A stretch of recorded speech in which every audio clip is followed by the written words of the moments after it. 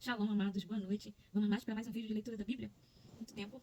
Hoje nós vamos fazer a leitura de 2 capítulos, porque eu estou muito atrasada na leitura, amém? Nós vamos começar lendo 1 Samuel 11, você vai ler na sua casa, 1 Samuel 12 e 13, e vamos ler também 1 Samuel 14, e você vai ler na sua casa 1 Samuel 15 e 16 também. Para você que seguiu a leitura direitinho, parabéns. Eu tive alguns probleminhas, acabei não fazendo mais vídeo, mas estamos aqui voltando, e até a gente pegar a leitura completa, nós vamos ler 2 capítulos na live, amém?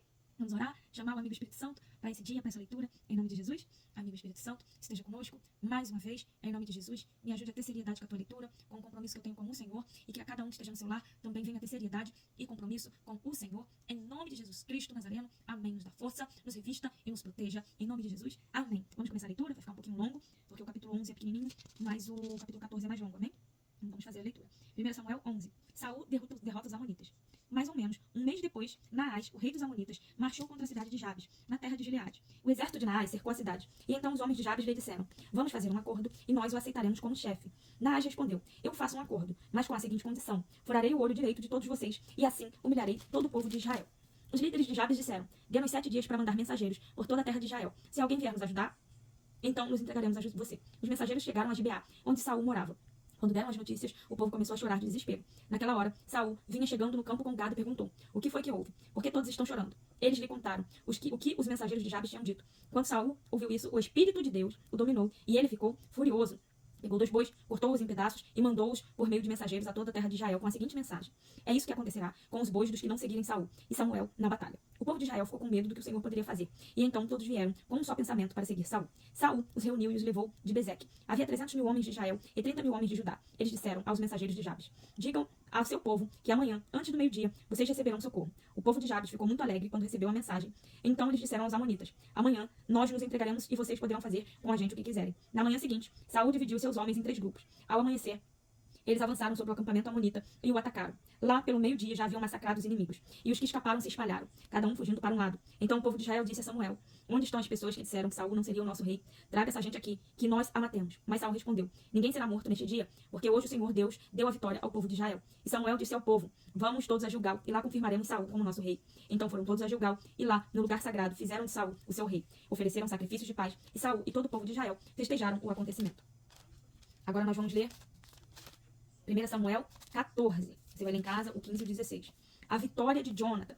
Um dia, Jonathan disse ao rapaz que carregava suas armas: vamos até o acampamento filisteu, que está no outro lado do desfiladeiro. Mas Jonathan não contou ao pai o que ia fazer. Saul estava em Migron, perto de Gibeá, acampado debaixo de um pé de romã. Com eles estavam mais ou menos 600 homens. O sacerdote que usava o manto sacerdotal era Aías, filho de Aitube, sobrinho de Cabô. E Cabô era filho de Finéias e neto de Eli, que havia sido sacerdote do Senhor em Siló. Os homens não sabiam que Jonathan havia saído do acampamento. No desfiladeiro, que Jonathan tinha que atravessar para chegar ao acampamento dos filisteus, havia 2 grandes pedras, uma de cada lado da passagem. Uma era chamada de Bozés e a outra de Sené. Uma estava no lado norte do desfiladeiro, de frente de Micmas, e a outra no lado sul, de frente para Geba. Jonathan disse ao rapaz que o acompanhava: vamos até o acampamento desses filisteus pagãos. Pode ser que o Senhor nos ajude, e se ele nos ajudar, nada poderá impedi-lo de nos dar a vitória, ainda que sejamos poucos. O rapaz respondeu: faça o que achar melhor.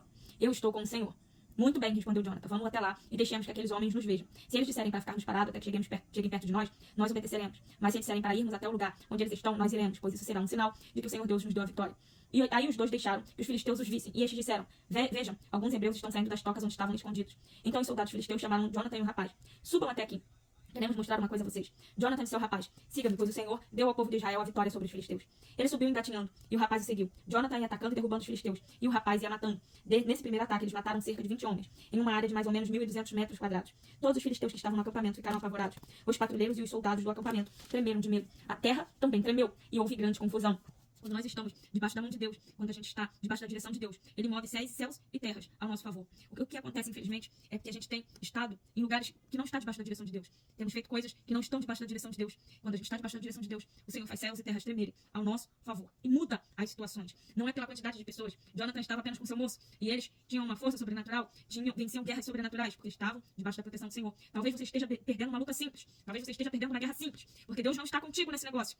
Quando Deus está conosco, pode se levantar céus e terras. Se Deus está conosco, se Deus está na frente, tudo vai acontecer de forma que engrandeça o nome dele. Amém? A derrota dos filisteus. Os espiões de Saul, que estavam em Gibeá, no território da tribo de Benjamim, viram que os filisteus estavam tontos, correndo para cá e para lá. Então Saul disse aos seus oficiais: contem os nossos soldados e vejam quem está faltando. Eles contaram e descobriram que estava faltando Jonathan e o rapaz que carregava suas armas. Aí Saul disse a Aías, o sacerdote: traga aqui a arca da aliança. Ele disse isso porque naquele tempo a arca ia na frente do povo de Israel. Enquanto Saul falava com o sacerdote, a confusão no acampamento filisteu aumentava cada vez mais. Então Saul disse ao sacerdote: Você não precisa mais consultar o Senhor. Aí ele e seus homens entraram na batalha contra os filisteus. Estes, em completa confusão, estavam lutando uns contra os outros. Os hebreus que haviam, olha bem, eles estavam em confusão tão grande, o Senhor deixou eles em confusão tão grande, porque é assim que o Senhor faz com os nossos inimigos. Ele deixa eles em confusão tão grande que eles mesmos lutam um contra os outros e esquecem de você, esquecem de mim. Esses, assim luta Deus nas nossas guerras, assim Deus faz a nosso favor. Ele confunde os nossos inimigos, ele confunde as situações. Os hebreus que haviam passado para o lado dos filisteus e tinham ido para o acampamento com eles, mudaram de lado outra vez e se juntaram com Saul e Jonathan. Os israelitas que estavam escondidos nas montanhas de Efraim também souberam que os filisteus estavam fugindo. Eles se reuniram e atacaram os filisteus, lutando todo o caminho até além de Bet-Aven. E o Senhor Deus deu naquele dia a vitória ao povo de Israel. Depois da batalha, naquele dia os israelitas estavam fracos de fome, porque Saul havia feito esse juramento: quem comer qualquer coisa hoje, antes de eu me vingar dos meus inimigos, será amaldiçoado. Por isso ninguém tinha comido nada o dia inteiro. Todos eles chegaram a um bosque e ali acharam mel por toda parte. As árvores estavam cheias de mel, mas ninguém comeu nada porque eles estavam com medo do juramento de Saul. Mas Jonathan não tinha ouvido seu pai dar a ordem ao povo. Por isso estendeu o bastão que tinha na mão, olhou a ponta no favo e comeu um pouco de mel. E logo se sentiu melhor. Mas um dos homens disse: Todos estão fracos de fome, porque o seu pai nos ameaçou dizendo: quem comer qualquer coisa hoje será amaldiçoado. E então Jonathan respondeu: O meu pai fez uma coisa terrível com o nosso povo. Veja como estou me sentindo melhor depois de comer um pouco deste mel. Teria sido bem melhor se hoje o nosso povo tivesse comido o alimento que tomou do inimigo quando o derrotou. Imagine quantos filisteus mais eles teriam matado. Naquele dia, os israelitas derrotaram os filisteus, lutando desde Miquimais até Ajalon. E a essa altura, os israelitas estavam muito fracos de fome, porque avançaram sobre os que havia tirado dos inimigos, isto é, as ovelhas, os vacas, os bezerros, e os mataram, e ali mesmo comeram a carne com sangue. Aí alguém foi dizer a Saul: Olha, o povo está pecando contra Deus, comendo carne sem primeiro deixar escorrer o sangue. Saul gritou: Isso é traição, rolem aqui para mim uma pedra grande. E ordenou ainda: Vão para o meio do povo e digam a eles que tragam aqui o seu gado e suas ovelhas, que os matem e os comam aqui, e que não pequem contra Deus comendo carne com sangue. Por isso, naquela noite, todos trouxeram seu gado e o mataram ali. E Saul construiu um altar para o Senhor Deus, e esse foi o primeiro que ele construiu. O povo salva Jonathan. Aí Saul disse aos seus soldados: Vamos descer de noite a atacar os filisteus. Até o amanhecer nós tomaremos tudo que eles têm e não deixaremos nenhum filisteu vivo. Eles responderam: Faça o que achar melhor. Mas o sacerdote disse: Primeiro vamos consultar a Deus. E Saul perguntou a Deus: Devo atacar os filisteus? Tu darás a vitória ao povo de Israel? Mas naquele dia Deus não respondeu nada. Então Saul disse aos oficiais: Venham aqui e descubram que pecado foi cometido hoje. Eu prometo pelo Senhor, olha a importância de uma promessa. Eu prometo pelo Senhor, Deus vivo, o Salvador de Israel, que, mesmo que o culpado seja o meu filho Jonathan, eu o matarei.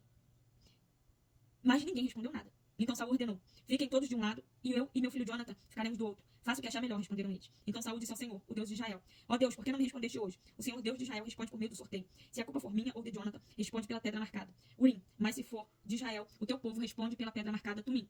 E a resposta indicou Jonathan em Saul, e não os soldados. Então Saul disse: Faça o sorteio para saber se a culpa é minha ou de Jonathan. E Jonathan foi indicado. Então Saul perguntou: O que você fez? Eu comi um pouco de mel que tirei com a ponta do bastão que eu tinha na mão, respondeu Jonathan. Estou aqui, pronto para morrer. Que Deus me mate se você não for morto, disse Saul. Mas os soldados responderam: Isso nunca. Jonathan, que deu essa grande vitória ao povo de Israel, não deve morrer. Nós prometemos pelo Senhor Deus vivo que ele não vai perder nem um fio de cabelo. O que ele fez hoje foi conseguido com a ajuda de Deus. E assim os soldados salvaram Jonathan da morte. Saul parou de perseguir os filisteus e eles voltaram para sua terra.